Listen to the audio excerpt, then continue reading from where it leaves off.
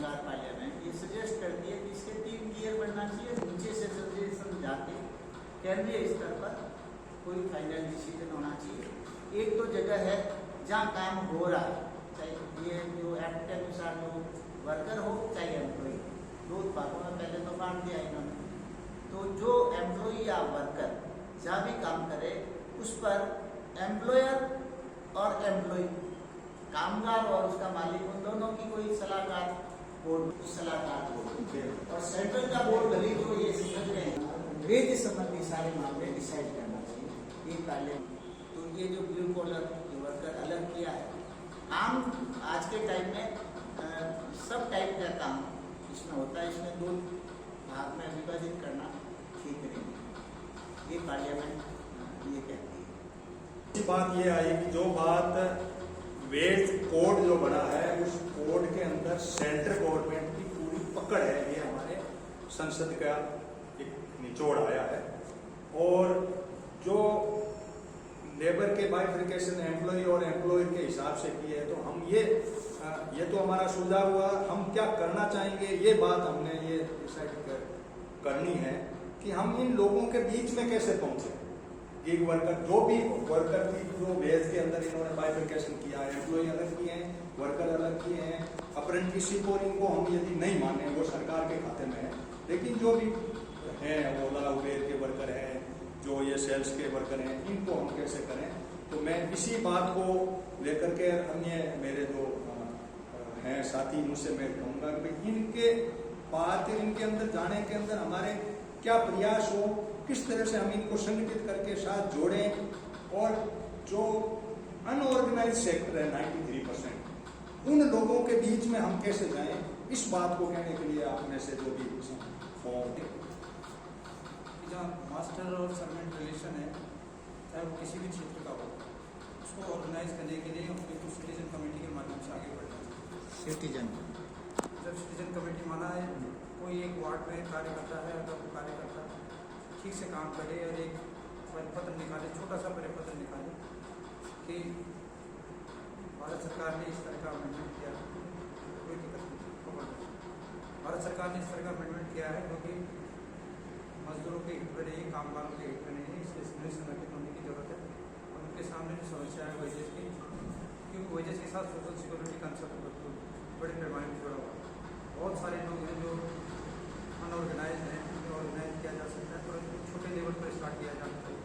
Ward committee बनाए, ward committee से आगे चल के सिटीजन कमेटी बन सकती है, पूरी सिटी बन सकती है, इस तरह से इस काम को किया जा सकता है।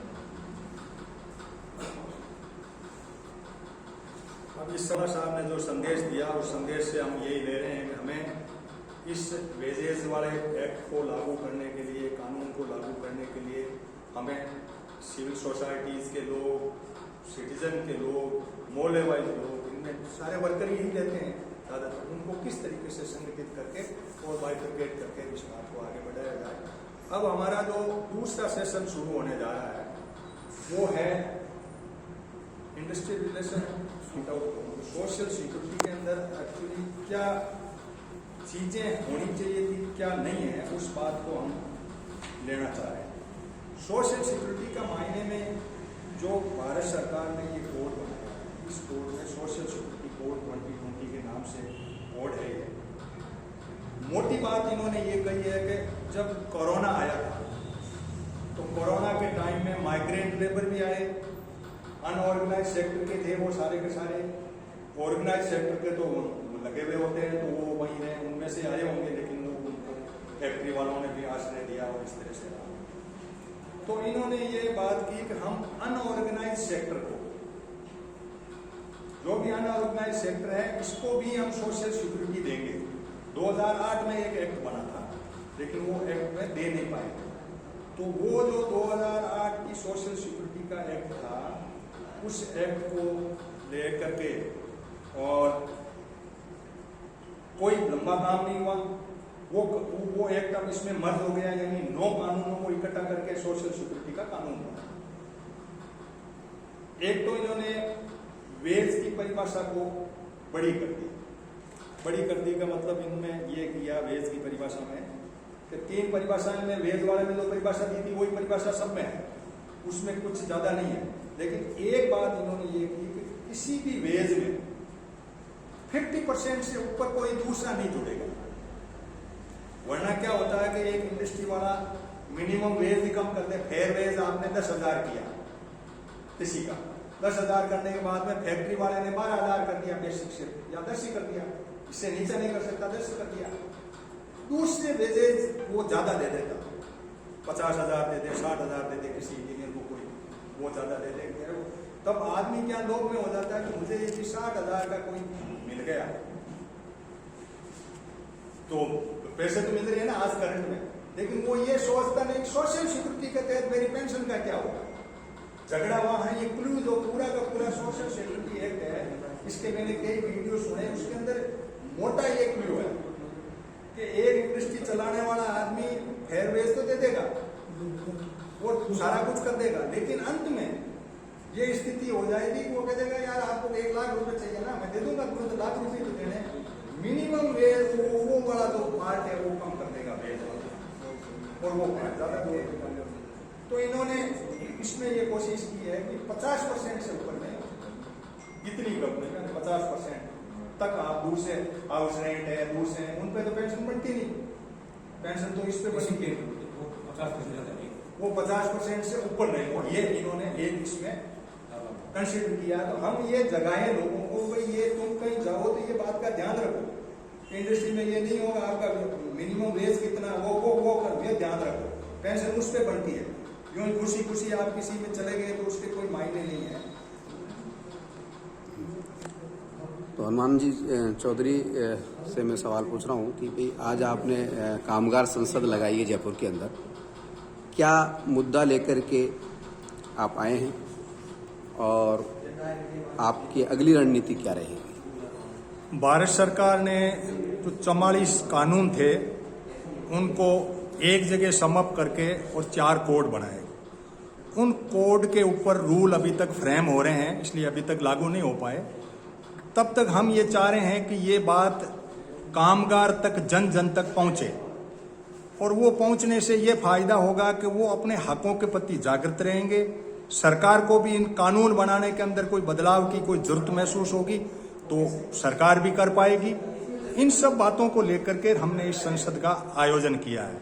हम ये सोचते हैं कि सोशल मीडिया प्लेटफॉर्म के साथ साथ इलेक्ट्रॉनिक मीडिया प्लेटफॉर्म भी इस बात को आगे बढ़ाए कि जो संसद में 4 कोड बने हैं वो कोड कामगारों तक जन जन तक पहुंचे, क्योंकि इसमें इन्होंने गिग वर्कर को भी ले लिया, प्लेटफॉर्म वर्कर को भी ले लिया, और जो अमेजन और ये जोमेटो वगैरह के अंदर सेल्स हैं इनको भी ले लिया, ये उबेर और ओलो के अंदर काम करने वाले इनको भी ले लिया, पहले ये नहीं वर्क एट होम वालों को भी ले लिया, और माइग्रेंट लेबर को भी ले लिया। तो इतने बड़े वर्ग समुदाय को हम एक तरह से उनके हकों को समझा सकें, इसलिए इस संसद का आयोजन किया गया। इसी बात को लेकर के हम। अच्छा, आपने ये जो कामगार संसद लगाई, इसको बुलाने में इतनी देरी क्यों की? क्योंकि बदलाव तो बहुत पहले हो गए, बुलाने के समय पे हो देरी गया। हमने नहीं, हम क्या है कि कई सेक्टर में काम कर रहे थे, तो पहले हम किसानों पे कुछ बातें किसानों तक पहुंचाई, फार्म बिल आ गए थे बीच में, फिर ये कोड वाले बिल आ गए थे, तो इसको हम सोशल मीडिया प्लेटफॉर्म पे तो हमने बहुत काम किया, उसके अंदर बहुत सारे वीडियो डाले, बहुत सारे यूट्यूब पे भी हमने बात कही। लेकिन फिर हमें ये सोचा कि हमें फिजिकली जाकर के कुछ यूनियन या कुछ ऐसे एक्टिविस्ट लोगों के बीच में भी संसद के रूप में बैठ के करना चाहिए, ताकि कुछ बातें नहीं आए। वो तो मेरे प्लेटफॉर्म तक, मेरे लेवल तक की बात थी, काफी लोगों के प्लेटफॉर्म को एक जगह ला करके समअप करके उनमें से निचोड़ हो, ताकि वो मैसेज लोगों तक पहुंचे। क्योंकि ये जो बातें होती है ये सोशल मीडिया तक के आगे भी बढ़े, इसके लिए काफी लोगों की जरूरत महसूस हुई, इसलिए हमने संसद के फोरम में हम यहाँ आज जयपुर में एकत्रित हैं। चलिए, धन्यवाद। घनश्याम जी, इस कामगार संसद में के बारे में क्या कहना चाहते हैं? किस मुद्दे को लेकर आप लोग यहाँ पर आए हैं? सर, ये कामगार संसद जो नए कोड बने हैं, यानी जो पहले लेबर के इंटरेस्ट में, डिस्प्यूट के इंटरेस्ट में, सिक्योरिटी, सोशल सिक्योरिटी के संबंध में पहले कुछ एक्ट थे 44 करीब, इनको इन्होंने 4 पार्ट में कर दिया। वेज में कर दिया है, सोशल सिक्योरिटी में, इंडस्ट्रियल डिस्प्यूट के सारे मामले किसी एक कोड में डाल के 4 कोड में डिवीजन कर दिया। इसके बारे में ट्रेड यूनियन लीडरों को भी पता नहीं है, लेबर को बिल्कुल है नहीं। और वेज की, एम्प्लॉय की एक थोड़ी परिभाषाएं पहले की तुलना में कुछ डिफरेंट हो गई है और कुछ नए टाइप के जॉब भी इसमें क्रिएट हो गए हैं, उनको शामिल इसमें किया है। तो इन को अंडरस्टैंड करना ज़रूरी है। मैं इन सारे कोड का और जनरल एक ट्रेंड है वो मैं बताना चाह रहा हूँ।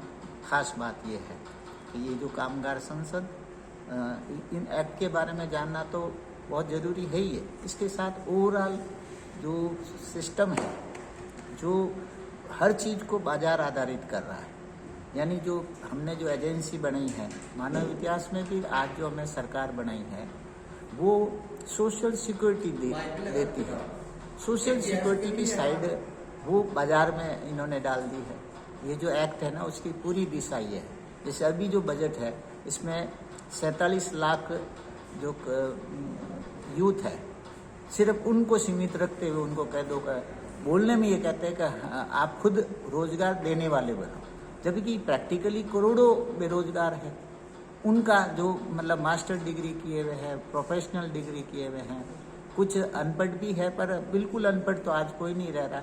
10वीं तक तो कोई पढ़ ही लेता है। तो 10वीं और ऊपर के जो करोड़ों जो बच्चे हैं, उनके भविष्य से संबंधित इन कोड में कोई डायरेक्शन नहीं। उनको एक तरीके से बाजार के भरोसे छोड़ रखा है, यानी एक तरफ कोई पैसा नहीं देना और दूसरी तरफ हर चीज़ के लिए पैसा मांगना।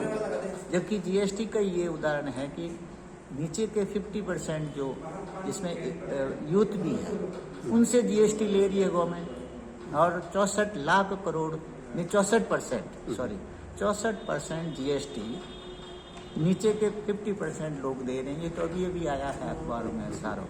ऊपर के 10% तो 3% जीएसटी देते जो अमीर हैं।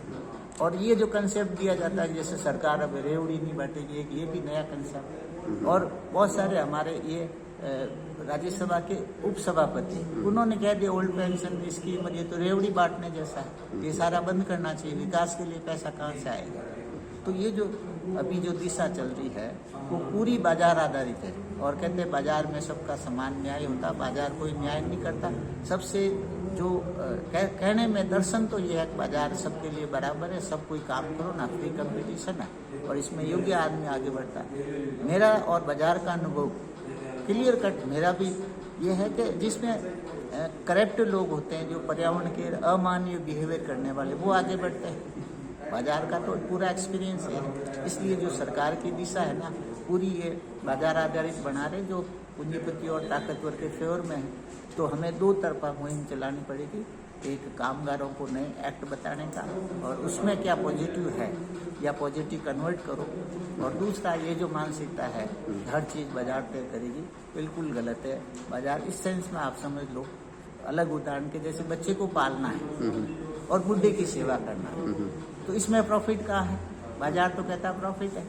वहाँ तो आपके पास जितना धन है, समय का, पैसों का, ज्ञान का, वो आप लगाओ तब बुढ़े की सेवा हो सकती या बच्चे को आप डेवलप कर सकते हो। बाजार के हवाले छोड़ दोगे तो मानव जाति कभी बाजार के हवाले पूरी नहीं रही है।